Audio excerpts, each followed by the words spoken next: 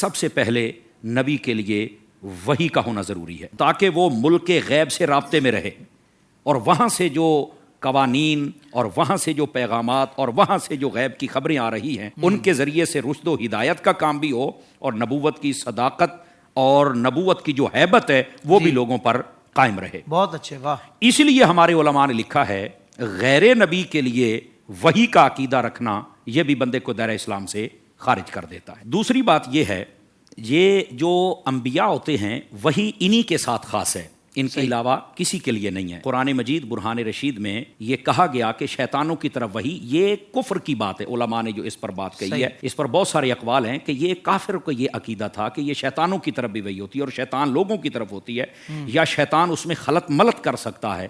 یہ ان سب کا بھی رد ہے کہ یہاں پر ایسی کوئی بات نہیں ہو سکتی ہے. دوسری بات یہاں پر جو نبی کی خصوصیت میں سے ہوتی ہے وہ ہوتا ہے کمال. اچھا کمال بھی ہر اعتبار سے حسب, نسب, علم, حسن, خاندان, کردار, واہ واہ واہ, ہر اعتبار سے اللہ رب العزت اپنے نبی کو کمال عطا فرما دیتا ہے. یہ نبی کے لیے خصوصیت ہے.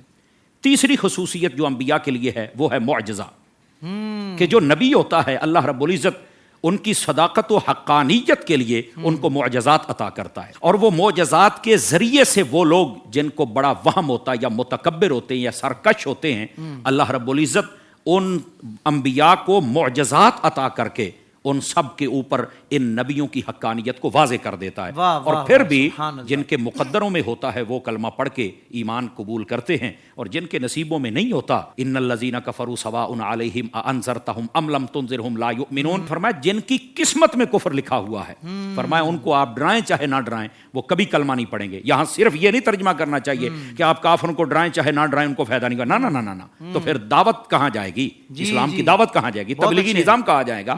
فرمایا جن کی قسمت میں کفر ہے ان کے لیے دروازے بند رہتے ہیں اور جن کی قسمت میں نہیں لکھا ہوا فرمایا کہ ان پر تھوڑی محنت کریں تو فرمایا وہ کلمہ پڑھ کے مسلمان ہو جاتے ہیں. کیا بات ہے. واہ واہ. تو یہ انبیاء کے لیے جو خصوصیات ہیں ان میں سے یہ ایک خصوصیت.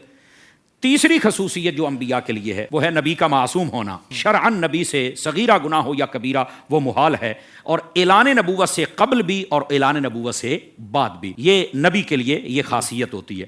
اسی طرح علماء نے لکھا کہ جو نبی ہوتا ہے نا وہ ولایت تکوینی اور ولایت تشریعی دونوں کا ان کو اختیار عطا کیا جاتا ہے. بہت اچھے. واہ واہ. اب یہ ولایت تکوینی اور تشریعی کیا ہے, اس کی آسان اگر ڈیفینیشن کروں تو وہ یہ ہے, تکوینی کہتے ہیں موجودات پر تصرف.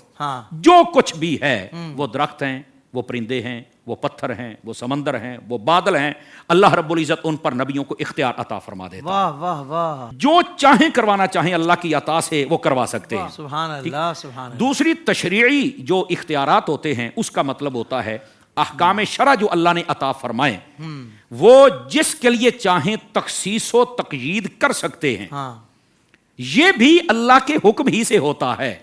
اس میں بھی اللہ کی منشا, اللہ کا ارادہ, اللہ کی چاہت وہ شامل ہوتی ہے. یہ نہیں کہ وہ نبی اللہ کے حکم اور اجازت اور ارادے کے بغیر کچھ کرتا ہے. اللہ رب العزت ان انبیاء کو یہ ولایت تکوینی اور تشریعی بھی عطا فرما دیتا ہے. تو یہ ہیں کچھ خصوصیات جو صرف انبیاء کے لیے ہیں, کسی اور کے لیے نہیں ہے. سوشل میڈیا پر اسلام کی صحیح تعلیمات جاننے کے لیے ابھی حافظ سائر قادری کا نیا YouTube channel Islamic digital studio subscribe کر لیں اور ہاں نوٹیفیکیشن بیل آئیکن کو بھی پریس کر لیں تاکہ ہماری نئی ویڈیوز آپ تک بر وقت پہنچ سکے.